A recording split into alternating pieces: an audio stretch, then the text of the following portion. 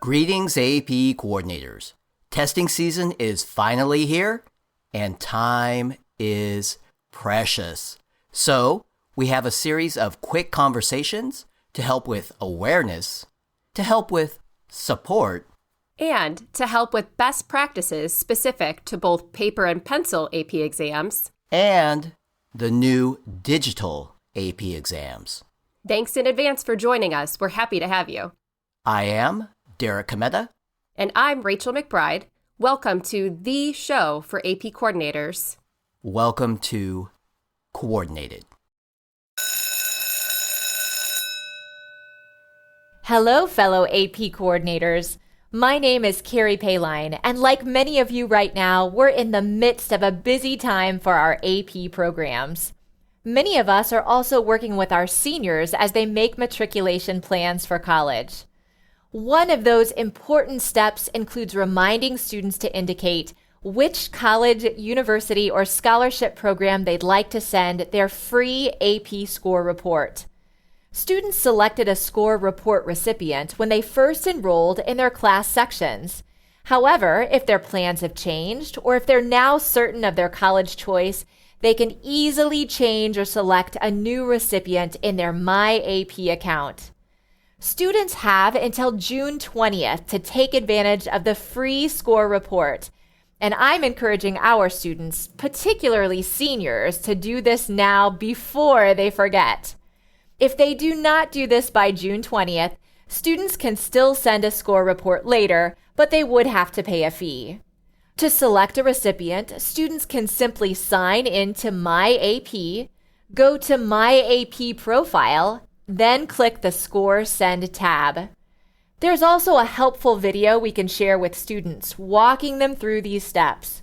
We'll put a link to that video in today's show notes. Take care and please spread the word to your seniors about the free score report. Rachel, AP testing season is moving along. How are things going at your school? They are going. You know what they say about time flying when you're having fun. So we've completed our paper pencil testing and administered about 700 exams. We still have, though, about 100 digital exams remaining in administration, too. Digital exams. So have you completed any digital exams so far? Yes, actually, quite a few. The digital exams we had were all administered at home. They went well, no challenges. I am really curious, though, to see how digital in-school exams went for our fellow coordinators at their schools. We have been hearing a lot of good reports there, too. Now, Rachel, speaking of in-school, I have to admit, as strange as it may sound, I miss being at a school at this time of year. I do not get that same sense of completion that you've talked about before. I sort of feel, as crazy as it sounds, I sort of feel like I'm missing out. Yeah, you kind of are. It is a great time to be at school, but it's not strange at all. There is nothing like packing up those last boxes, fumbling a bit to secure the tape because you're the only one left in the office late on a Friday, and waiting for that UPS driver to pick them up and take them far, far away. True, so true. You really do get a great sense of accomplishment and relief, I can't lie. But Derek, there is another important step near the end of testing, one that I wanted to talk about today. That sounds like it's time for our AP Coordinator Word of the Day. It is, and our word of the day, actually, it's 2 words. And Derek, I actually think most of them have been 2 words, haven't they? Hopefully the AP coordinator world will forgive us. Rachel, you are the former English teacher. You can make up all the rules you want about words and grammar. I'm good with whatever you say. Besides, I cannot stand the suspense. Right. So wait no longer. Billing information, right? Rachel, what? Really? Billing information? That sounds like a pretty boring topic to me. Can I be honest? Could we start this episode over with a new word of the day? Maybe something much more exciting, like irregularity reports or non-standard administration reports or... Oh, come on, Derek. Work with me here, right? There's nothing more captivating than billing. And this is actually really, really important. So just give me a chance, okay?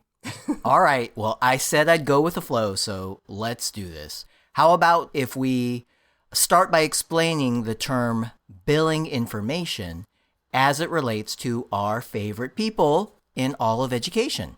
AP coordinators. Right. AP coordinators. So, Rachel, AP coordinator-wise, why is billing information important? So, Derek, by default, the billing information for a school will be the AP coordinator's information. And correct billing information is important. This information is part of the school's invoice for AP exams. And remember that while many schools collected AP exam fees from students when the exam order was submitted, it's not until now that schools actually are invoiced. Good point. So let's take this excitement up a notch with a quick question. What if you, as the AP coordinator, what if you want to indicate a different point of contact and or address as your billing information? That is a good question and a super quick solution. So I can change this information by going to AP registration and ordering. And there I look for the section titled School Information and Participation Contacts. So I personally do not have to change this. I am the right person at my school to be listed on the invoice. But I did do a little research in preparation for our recording and checked AP registration and ordering to see how easy it is to change. And like I mentioned, super quick and super easy. Good to know, and thank you for doing the research. I do love a little detective work, and you thought this topic was going to be boring. See?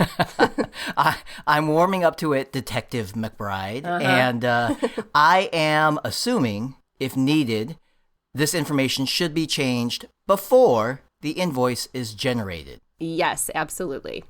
So, coordinators will receive an email regarding their invoice from the College Board at the end of Administration 3.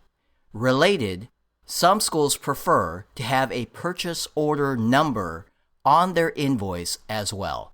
That can help with processing at the school and or district level. Correct. If you'd like to include a purchase order number on your invoice, go to that same section of AP registration and ordering that we mentioned earlier. That's the school information and participation contacts. And please do that before the invoice is generated. Right. And more information, AP Coordinator's Manual, Part 2, page 96 specifically. And of course, we'll put that in the show notes as well. All right, Rachel. I stand corrected. Well, good. That was actually a little interesting. Not boring at all, right? Despite my bad jokes, I think you made your point.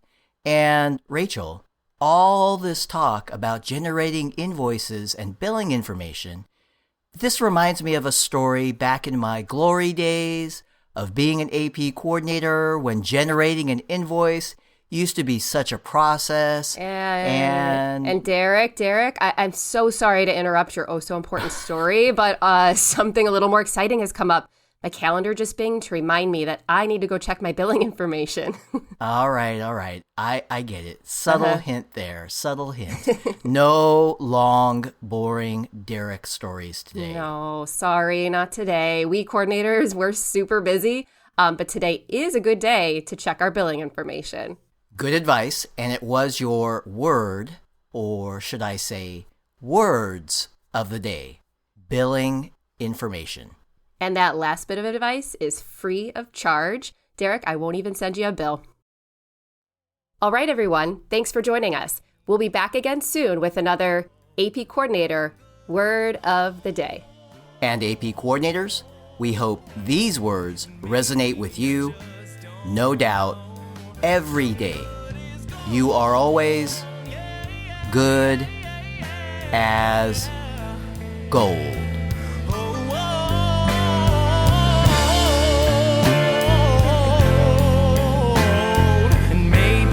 Just don't know.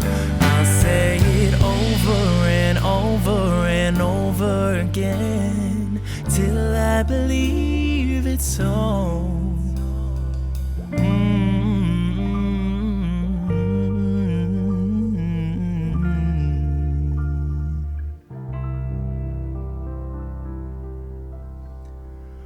I'm good as gold.